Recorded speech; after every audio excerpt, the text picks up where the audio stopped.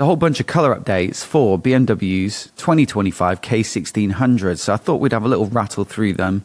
I like looking at these colour updates, mate, and just getting your thoughts about whether they've gone in the right direction or not. Are you a fan of how this K1600 looks? It's sort of like a Goldwing competitor, I suppose. Kind of. I mean, yeah, in that field, if you sort of take it in context, yeah, it's not bad. I think without the top box, maybe a little prettier, because it's a bit more streamlined. I don't know, the lines just flow a little bit better. Yeah, but for sure. With the top box, it's got like you can lean against that. That is a super comfortable top box. I mean, as a passenger, you could. As a rider, I'd say that's a brave Shaquille move. O'Neal might be able to, but yeah, most people probably struggle, yeah. Anyway, that's the GT version. That's the first one that's up top there without the top box. It sort of purports to be a bit sporty, I guess, with the GT name, or Grand Touring, I guess, anyway. Yes, yeah. Inline 6 in this bike, which is still quite impressive, I think, that somebody makes an inline 6 engine. So hats off to BMW I was trying to think, that. was that one of the ones that Fortnite kind of listed as being the Goldilocks zone for like balanced engine, so that it doesn't have to sort of counterbalance and stuff? Was it 6 cylinders, was he saying? Yeah, the flat 6 in the Goldwing as well is like naturally balanced, I think. Yeah. So yeah, 6 cylinders are generally super, super smooth, and that's why you've got them in these two Tourers. It's the antithesis of the Harley and Indian approach to touring bikes, which is to just get a bloody massive V-twin, which vibes like crazy, and then rubber mount it and try and smooth it out. Seems like plastering, papering over the cracks a little bit. Yeah. But yeah, these are, amazing touring bikes, and definitely that category of bike, the Goldwing and the modern sort of super tourer.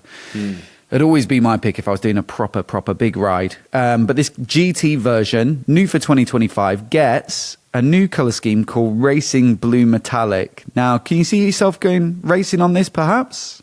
Yeah, why not? It won't make me any slower. Yeah, I'm not sure about this kind of combination. I think if I went for a touring bike like this, I'd go for something a bit more, I don't know, touring style, a bit more subdued. But that's my personal taste. I think it's slightly unusual to have a sports bike paint job on a massive bike like this. That's also available, I think, on the GTL, which is the more touring bias spec with the top box. But they're also available in option 719 Antigua, which is a new colour scheme called Blue Ridge Mountain Metallic with a saddle brown seat. Look, mate, we've got to talk about this. What do you think about that brown seat? Do you know what? With the blue, I think it goes really well. Are you going to say you hate it? What, you don't like it? I don't know. I'm not a massive fan of that entire paint job. I think it all looks a bit 90s, to be honest. And then the brown seat is just another slightly unusual decision there.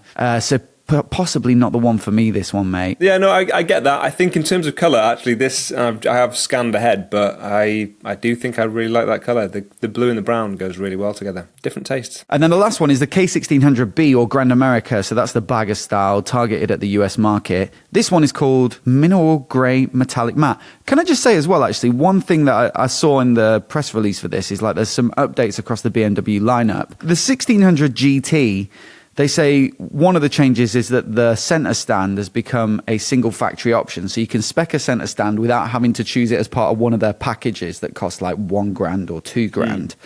On the GTL version, they say the center stand has become part of the comfort package. So you can't buy it on its own. It's now part of a package. And it's like, what is going on with BMW and their kind of, I know they've got a reputation for being very spendy in the accessories catalog, but also these kind of micro changes of just shuffling around what's in a main package for one bike, what's a single factory option on another bike. I just don't know how they can be bothered, but I think it's an indication that BMW have the accessories down to a fine art, and they can make these micro optimizations to get every little last dollar just milking it. Yeah, no, 100%. The GS is a great example. How many stock GSs do you see?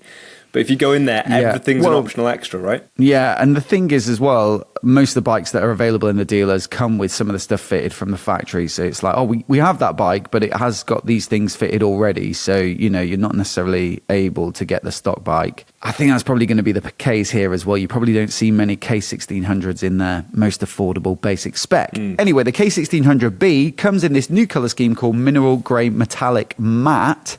And you know me, mate. I like a grey vehicle. Our Mini is grey with black. wheels.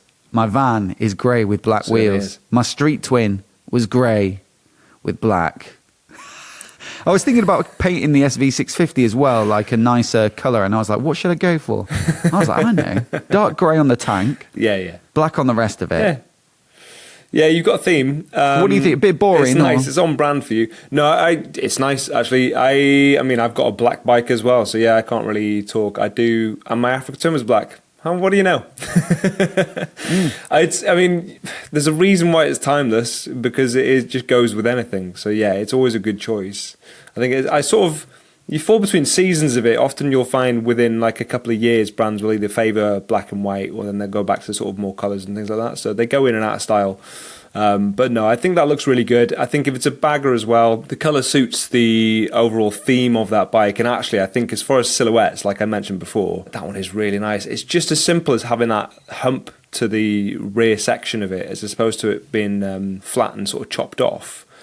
The fact that it the continuity again of the lines is very nice. That is a prettier version of it. I think it's the one to go for. But still, it's nice they've got the kind of stealthy one. They've got the kind of luxury vibe with the metallic blue and the brown seat. And then they've got the sporty vibe. The only thing I've noticed is they used to have this new painting technique where they'd lay like a decal on and then lacquer over it. And they had this like intergalactic paint job. I wish I had a picture of it. I saw it at Motorcycle Live, I think, in the flesh. I think it was an Option 719 paint job. Anyway, I'll put it on the screen again. But it's a shame they don't have those, but maybe they didn't sell many intergalactic K1600s.